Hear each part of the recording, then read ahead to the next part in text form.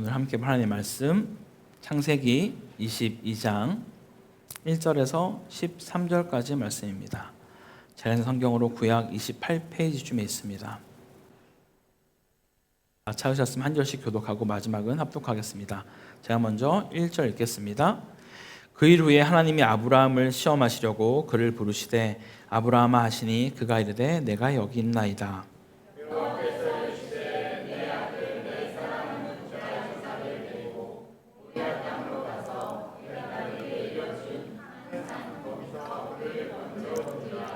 아브라함이 아침에 일찍 일어나 나귀의 안장을 지우고 두 종과 그의 아들 이삭을 데리고 번제에 쓸 나무를 쪼개어 가지고 떠나 하나님이 자기에게 일러주신 곳으로 가더니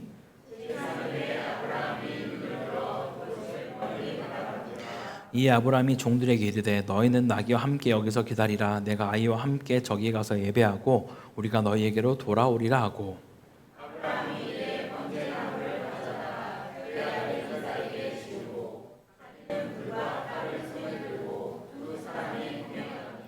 이삭이 그 아버지 아브라함에게 말하여 이르되 내 아버지여 하니 그가 이르되 내 아들아 내가 여기 있노라. 이삭이 이르되 불가나무는 있거니와 번제할 어린 양은 어디 있나이까.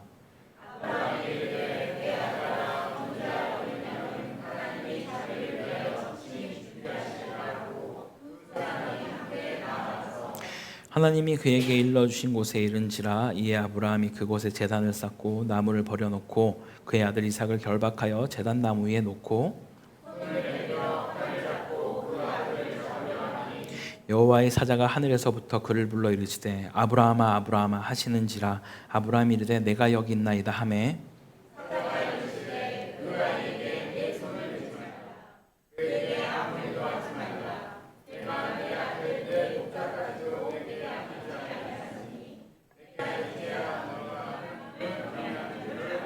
함께 읽겠습니다. 아브라함이 눈을 들어 살펴본즉 한 순양이 뒤에 있는데 뿔이 수풀에 걸려 있는지라. 아브라함이 가서 그 순양을 가져다가 아들을 대신하여 번제로 드렸더라. 아멘. 할렐루야. 오늘도 변함없이 말씀 앞으로 또 은혜를 사모하며 이 자리에 오신 모든 성도님들께 우리 주 예수 그리스도의 평강과 은혜와 긍휼이 가득하기를 간절히 소망합니다. 벌써 한 해의 절반이 지나가고 있습니다. 연초에 세우셨던 계획들 어떻게 잘 지켜가고 계십니까? 상반기를 돌아보며 주님의 은혜 안에서 잘 마무리하시고 다가오는 하반기에도 변함없이 주님과 동행하는 복된 삶이 되시길 간절히 소망합니다. 오늘은 지난주 말씀 영원하신 하나님을 아는 자의 삶에 이어 여러분의 믿음은 어디까지입니까? 라는 제목으로 함께 말씀을 나누려 합니다. 이 시간을 통해 각자의 믿음이 어디쯤 와 있는지 점검하고 하나님 앞에서 우리의 믿음이 어디까지 자라나야 하는지 함께 깊이 살펴보면 좋겠습니다. 요즘 우리가 유튜브를 통해 수많은 매체들을 접하고 있습니다. 여러분 어떤 콘텐츠를 가장 즐겨보십니까? 취향 따라 다양한 채널을 보시겠지만 기독교인이라면 한 번쯤은 아마 새롭게 하소서라는 프로그램을 보신 적이 있을 것 같습니다. 많은 유명인들이 출연하여서 믿음 안에서 겪은 고난과 역경 속에서 하나님의 인도하심을 고백하는 이야기를 들려주는데 어떻게 저런 상황에서 저런 결단을 했을까라고 감탄하며 도전을 받게 됩니다. 그러나 가만히 생각해보면 여기 계신 우리 성도님들 또한 그에 못지않은 귀한 믿음의 여정을 걸어오셨습니다. 고국을 떠나 이 낯선 땅에서 살아간다는 것 자체가 믿음 없이는 감당하기 어려운 일이기 때문입니다. 때론 갑작스러운 고난과 역경 앞에 낙심할 수도 있었지만 믿음으로 묵묵히 그 길을 걸어오셨기에 하나님께서 상황을 역전시키시고 더 좋은 길로 인도하심을 분명히 경험하셨을 것입니다. 저 역시 그 길을 조금은 걸어본 것 같습니다. 어린 시절부터 신문 배달을 시작으로 신대원 입학을 할 때까지 쉼없이 치열하게 일하며 달려왔던 것 같습니다. 지방에서 서울로 올라와 한 곳에 정착하지 못하고 경험하는 그 낯선 환경과 또 잦은 이사 가운데 오직 하나님만을 의지하며 한 걸음 한 걸음 믿음으로 살아야 했던 그런 시간들이 있었습니다. 앞이 보이지 않아 두렵기도 했지만 하나님의 인도하심에 대한 믿음으로 결국 여기까지 올 수 있었습니다. 그런데 오늘 본문에서는 이보다 더 비교할 수 없는 놀라운 믿음의 시험을 통과한 한 사람의 이야기가 나옵니다. 바로 아브라함입니다. 하나님께서는 그의 믿음이 어디에 이르렀는지를 시험하셨고 아브라함은 믿음으로 그 시험에 반응하였습니다. 사랑하는 여러분, 하나님께서 지금 이 시간 우리 각자의 믿음을 점검하고 계십니다. 우리의 믿음은 어디쯤에 와 있을까요? 그 믿음은 어떻게 자라가야 하며 그 끝에는 무엇이 기다리고 있을까요? 오늘 이 말씀을 통해 그의 해답을 함께 찾아가며 우리의 믿음이 그리스도의 장성한 분량까지 이르기를 간절히 소망합니다. 첫 번째, 믿음의 시험은 하나님이 허락하십니다. 자, 다시 한번 묻습니다. 믿음의 시험은 누가 주신다고요? 하나님이 허락하십니다. 사단이 주는 것이 아니라 하나님께서 우리에게 믿음의 시험을 주신다라는 것이죠. 우리 1절을 다시 한번 같이 읽어보겠습니다. 시작. 그 일 후에 하나님이 아브라함을 시험하시려고 그를 부르시되 아브라함아 하시니 그가 이르되 내가 여기 있나이다. 아멘. 성도 여러분, 지금 아브라함을 시험하신 분이 누구십니까? 하나님이십니다. 분명히 하나님께서 그를 부르시고 시험하셨다라고 성경은 기록했습니다. 그런데 하나님은 아무런 준비 없이 이 아브라함에게 시험을 주신 것이 아닙니다. 1절의 시작을 보면 그 일 후에 라는 말이 나오게 되죠. 무슨 일 후일까요? 가깝게는 창세기 21장 우리가 지난주에 봤던 것처럼 아브라함이 드디어 영원하신 하나님에 대해서 고백하고 있는 그 일 후에 라는 말이 될 수도 있겠고요. 더 멀리는 하나님이 아브라함을 부르신 그때부터 복 주시는 하나님, 전능하신 하나님, 그리고 자신의 생각과 전혀 뛰어넘는 놀라우신 하나님을 경험하고 드디어 영원하신 하나님을 고백하는 그 모든 믿음의 여정을 지나온 후에 라는 말도 될 수 있을 것 같습니다. 그러한 시간들 후에 하나님이 아브라함에게 시험, 곧 검증을 하고 있다라는 거예요. 히브리어로 이 시험하다라는 이 단어는요, 하나님이 주어일 때는 유혹이 아닌 검증과 입증의 의미를 가지고 있습니다. 즉 아브라함의 믿음이 실제로 자라났는지를 드러내시고자 하나님의 의도된 시험이었다라는 거예요.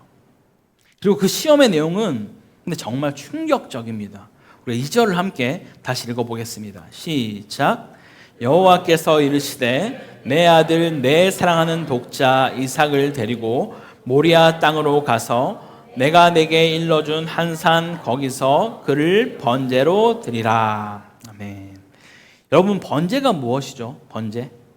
레위기에서 보신 분 아시겠지만 번제는 짐승의 각을 다 떠서 모든 것들을 남김없이 불살라 드리는 제사가 바로 번제입니다.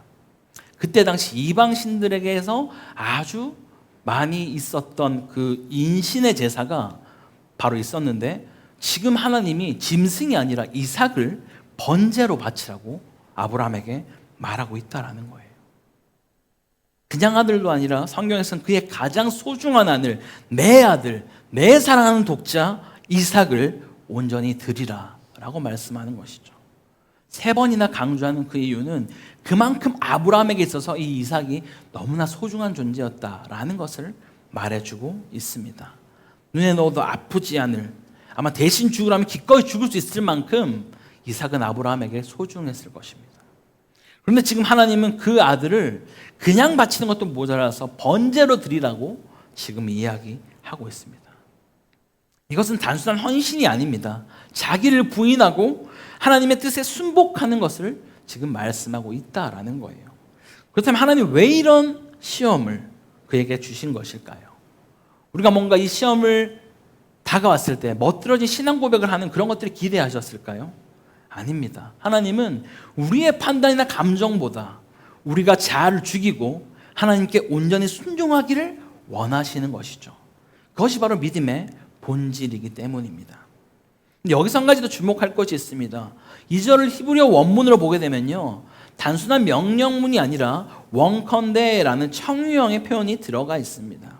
즉 단순히 명령을 내리는 방식이 아니라 하나님의 간청과 요청의 그런 어조가 담겨져 있다라는 거예요. 물론 이것이 선택사항이다라는 어떤 그런 의미는 아니겠으나 하나님의 요청은 언제나 권위 있는 요청이라는 사실이죠. 그분의 말씀이 명령이든 청유든 우리는 그 앞에 절대 순종함으로 나아가야만 할 것입니다. 그럼에도 불구하고 하나님은 이 아브라함에게 명령으로 말하지 않고 몰아붙이듯이 밀어붙이듯이 하신 것이 아니라 이 사랑의 관계 안에서 아브라함에게 너의 그 아들 이삭을 번제로 바칠 수 있겠니? 라고 물어보셨다라는 거예요. 사랑하는 성도 여러분, 지금 내 삶에 하나님께서 나에게 요구하시는 그 이삭은 무엇입니까? 그 무엇보다 사랑하는 것, 쉽게 내려올 수 없는 그것, 혹시 하나님은 지금 우리에게 그것을 드릴 수 있겠냐라고 물으시는 건 아닐까요? 하나님의 시험은 우리의 믿음을 무너뜨리기 위함이 아니라 참된 믿음이 무엇인지를 드러내기 위한 하나님의 은혜의 기회입니다. 믿음의 그 시험 앞에 아끼지 않고 드리는 순종으로 응답할 수 있기를 간절히 소망합니다. 두 번째로 믿음의 반응은 삶으로 드러납니다. 그냥 입으로 믿습니다라고 말한다고 믿음이 있는 것이 아니라는 거예요. 행함이 없는 믿음은 죽은 믿음이다라고 야고보서에 분명히 기록되어 있습니다. 그러므로 참된 믿음은 반드시 우리 삶 안에서 드러나는 것이다 라고 성경은 말하는 것이죠. 3절부터 우리는 아브라함의 믿음이 얼마나 분명히 드러나는지를 그의 행동을 통해서 확인해 볼 수 있습니다. 그는 하나님의 명령을 받은 후에 아침 일찍 일어나서 주저함 없이 나귀 안장을 지우고 심지어 이 번제 쓸 나무를 종에게 시키지 않고 자신이 직접 쪼개어서 그것을 챙겨서 떠나게 됩니다.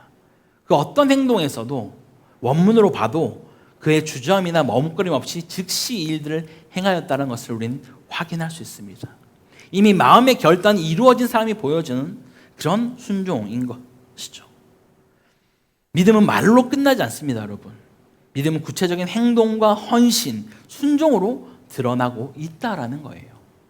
지금 이 브엘세바에서 모리아산까지 약 75km의 거리라고 합니다. 삶의 길을 종일 걸어가야 도착할 수 있는 거리인 것이죠. 그 먼 길을 그는 묵묵히 순종하며 나아갔다라는 것이죠.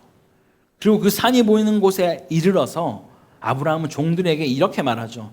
내가 아이와 함께 저기 가서 예배하고 우리가 너에게로 돌아오리라 라고 5절에 말하고 있습니다.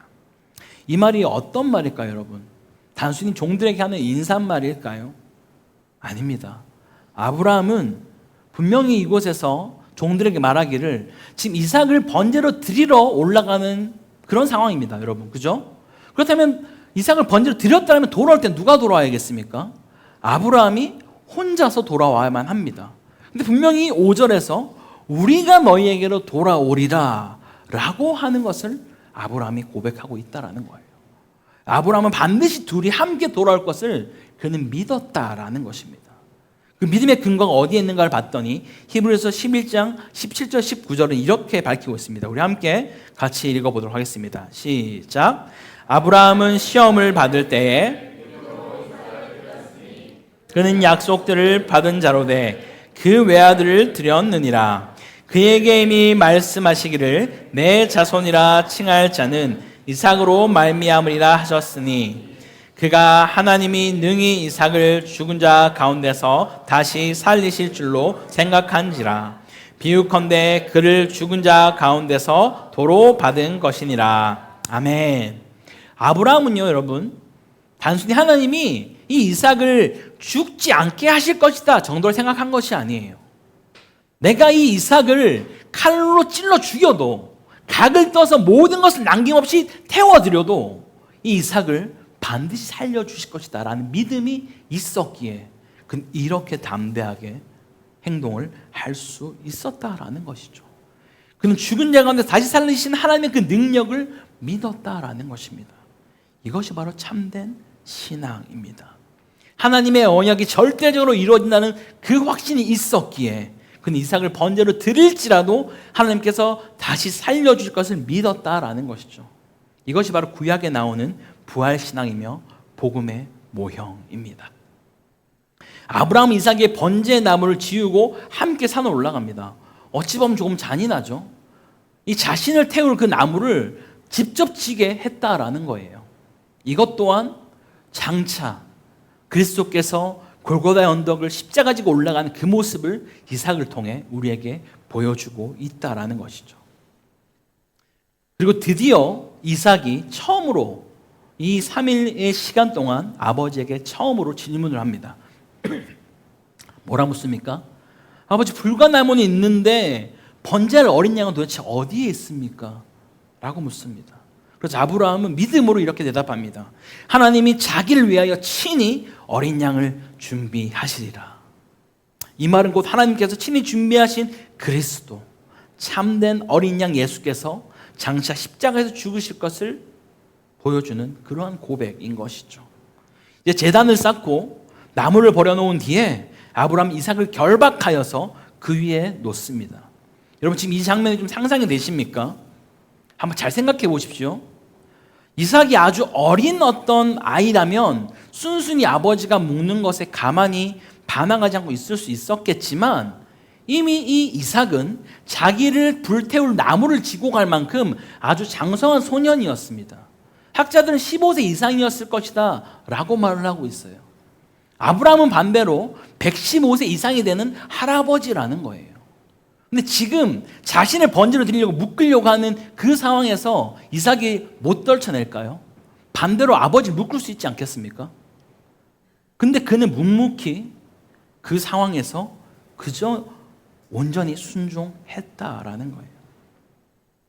지금 이삭이 결박당한 것은 믿음으로 스스로 순종했기 때문이다라는 것이죠. 아버지 아브라함이 그 고백한 그 믿음을 이삭도 함께 받아들였다라는 거예요. 아마 마지막에 묻기 전에 아브라함 이삭을 바라보면서 그 눈을 바라보며 얘기하지 않았을까요? 사랑하는 아들아, 사실 오늘 번제물의 제물은 너다. 그러나 하나님께서 반드시 너를 다시 살려 너를 통하여 민족을 이루시겠다는 그 언약을 이루실 줄 우리가 믿자 라는 말을 했을 때 이삭은 그 믿음을 받아들였고 순순히 묶였으며 아마 제단에도 본인이 직접 올라갔을 겁니다. 아브라함이 어떻게 올렸겠습니까? 이 말을 아브라함이 전했을 때 이삭도 아버지의 하나님을 믿고 결박을 받아들였다라는 것이죠. 이것이 바로 믿음의 계승입니다. 보이지 않는 하나님을 향한 그 믿음은 눈에 보이는 부모의 신앙을 통해 자녀에게 전해질 수 있다라는 것을 여러분 꼭 기억하시기 바랍니다. 그리고 아브라함은 조금 더 주저하지 않고 칼을 들어 아들을 잡으려 합니다. 여러분, 혹시 이 아브라함이 칼을 드는 모습이 하나님이 멈춰주겠지라는 그런 마음으로 연기했을까요? 이 정도 죽이면 됐겠지라는 마음으로 자, 하나님 지금입니다. 아니에요. 히브리 원문을 보면 정말로 짐승이 각을 뜰 때 잡으려 하니라는 단어를 그대로 썼습니다. 정말 주장 없이 이 이삭의 목을 찔러 죽이려고 했다라는 겁니다.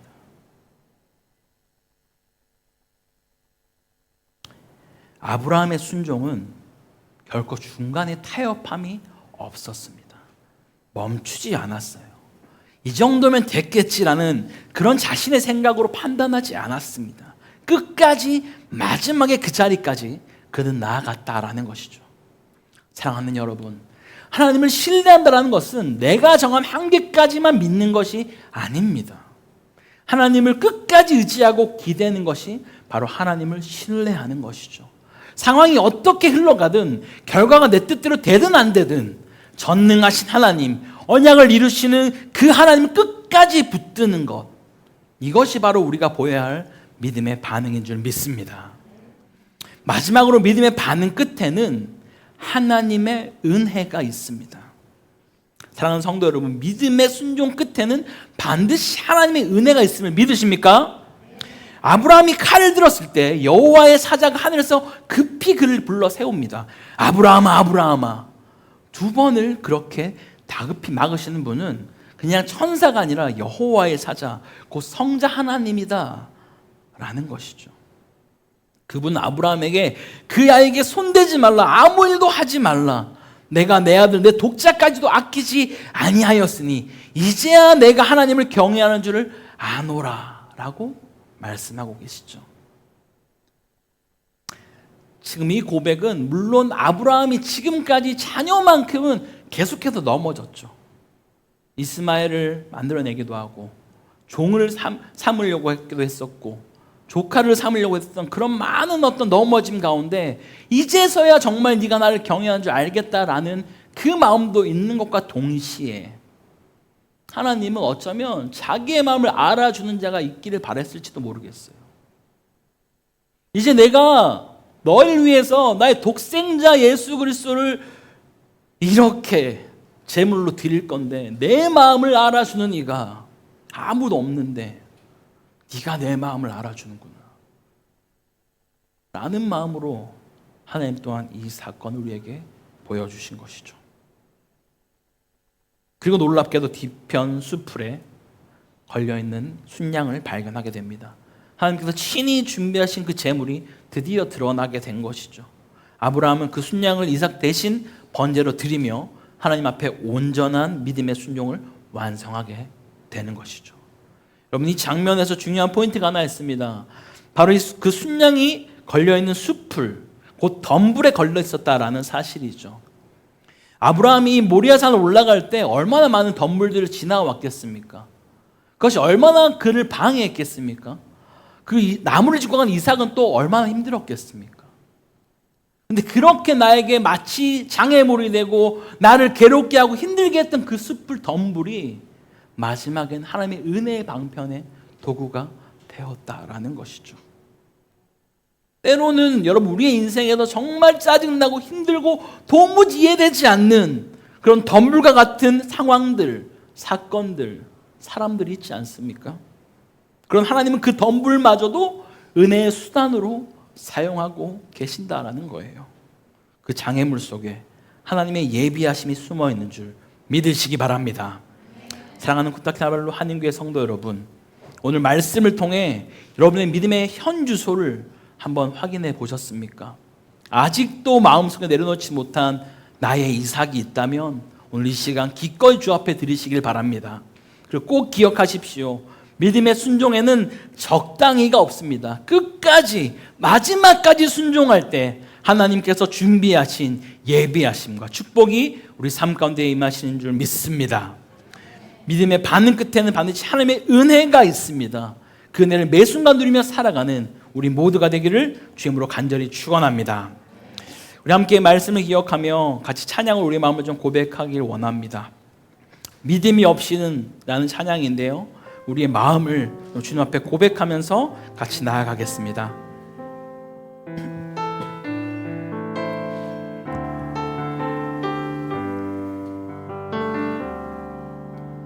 주님, 제 마음이 너무 둔해서 주님을 볼 수 없습니다. 이 땅에 속하여 이 땅만 보다가 주님 손을 놓쳤습니다. 나는 나그네로 왔는데 왜 주저앉게 되었나. 나는 청지기인데 언제부터 내 삶의 주인이 되어버렸나. 믿음이 없이는 기쁘시게 못하나니 고된 수고도 다 헛될 뿐이라. 믿음이 없어서 무너진 삶의 모든 자리에 다시 주님을 기다립니다. 다시 한번 고백합니다. 주님, 제 마음이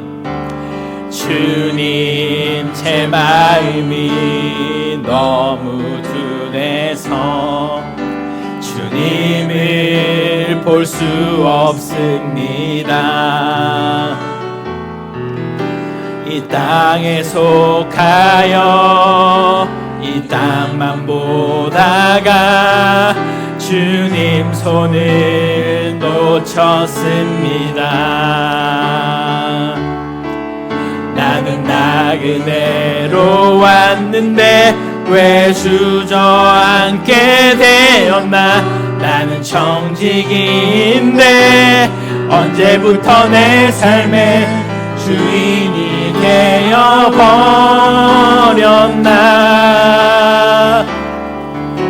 믿음이 없이는 기쁘시게 못하나니 고된 수고도 다 헛될 뿐이라. 믿음이 없어서 무너진 삶의 모든 자리에 다시 주님을 기다림. 믿음이 없이는 기쁘시게 못하나니 고된 수고도 다 헛될 뿐이라. 믿음이 없어서 무너진 삶의 모든 자리에 다시 주님을 기다립니다. 믿음이 없이는 기쁘시게 못하나니 고된 수고도 다 헛될 뿐이라. 믿음이 없어서 무너진 삶의 모든 자리에 다시 주님을 기다립니다. 함께 같이 말씀을 기억하며 기도합시다. 주님, 제 마음 안에 있는 아직 내가 내려놓지 못한 이삭이 있다면 이 시간 주님 앞에 드리게 하여 주시옵소서. 마지막까지 우리가 순종하는 믿음의 사람이 될 수 있도록 내 생각과 내 판단을 멈추는 것이 아니라 주님이 가라하는 그 끝까지 주님을 의지하며 순종하며 나아갈 수 있는 사가 되게 달라고 기도합시다. 고난과 덤불 속에서도 하나님이 예비하신 은혜를 바라보며 담대히 나아갈 수 있는 거룩한 주의 백성 되게 해달라고 우리 주님 한번 잡고 간절히 기도하겠습니다. 주여, 하나님 아버지 감사합니다. 주님, 이 시간 우리가 정말 우리의 믿음이 어디까지인지 다시 한번 내 삶을 점검합니다. 아버지, 정말 내가 이 땅 가운데에서 살아갈 때 아버지, 내가 여전히 내려놓지 못한 나의 어떤 이삭이 있진 않습니까? 아버지, 무엇이 나에게 가장 소중하며 버리지 못하는 것인지 돌아보게 하시고 점검케 하시고 아버지, 주님이 원하시는 그 믿음의 자리까지 그리스도의 장성한 분량에 이를 때까지 우리가 나아갈 수 있도록 도우시고 인도하여 주시옵소서. 아버지, 그 믿음의 순종을 내가 결정하고 내가 판단하여서 멈추는 것이 아니라 하나님이 가라고 하는 그 자리까지 우리가 기꺼이 즉시 온전히 기쁨으로 순종할 수 있도록 주여 도우시고 인도하여 주시옵소서. 고난의 그 덤불이 때로 우리를 막고 넘어뜨리고 힘들게 할지라도 그것에 함몰되어 쓰러지는 것이 아니라 그것조차도 선으로 바꾸셔서 우리의 삶 가운데 은혜의 방편으로 역사하시는 그 주님을 의지함으로 나아가는 복된 인생들로 우리 인도하여 주시옵소서. 하나님, 그렇게 좀 찬양합니다. 주의 역사 통치하여 주셔서 언제나 우리가 주님의 은혜를 날마다 경험케 되는 그런 우리의 삶으로, 우리의 가정으로, 우리의 직장으로 인도하여 주시옵소서. 아버지, 감사 찬양합니다. 역사하여 주시옵소서. 사랑과 은혜가 풍성하신 하나님 아버지, 오늘 아브라함의 믿음의 여정을 통해 우리 마음 깊은 곳을 비추어 주시니 감사합니다. 우리도 아브라함처럼 주님이 주신 가장 소중한 것이라 할지라도 다시 주님께 드릴 수 있는 그 믿음을 갖기를 간절히 원합니다. 우리 안에 여전히 놓지 못한 이삭이 있다면 이 시간 과감히 내려놓고 주님을 경외함으로 그 믿음을 증명하게 하옵소서. 믿음의 순종은 결코 적당히가 아님을 깨닫습니다. 끝까지, 마지막 순간까지 주님의 말씀에 의지하며 걸어가는 그 인내와 담대함을 허락하여 주옵소서. 주님이 모든 것을 예배하심으로 믿으며 결과가 보이지 않더라도 한 걸음 한 걸음 순종하며 나아갈 수 있는 믿음을 허락하여 주옵소서. 또한 저희의 삶에 덮인 덤불과 같은 고난과 방해물 속에서도 주님이 예비하신 은혜의 순양을 발견하게 하옵소서. 때로는 무겁고 힘겨워 보이는 그 인생의 장애물조차도 하나님의 계획 안에서는 축복의 도구가 됨을 고백합니다. 고난 가운데서 주님을 신뢰하게 하시고 결국 모든 것을 합력하여 선을 이루시는 주님의 손길을 찬양하게 하옵소서. 이 모든 말씀 우리 주 예수 그리스도의 이름으로 기도드립니다. 아멘.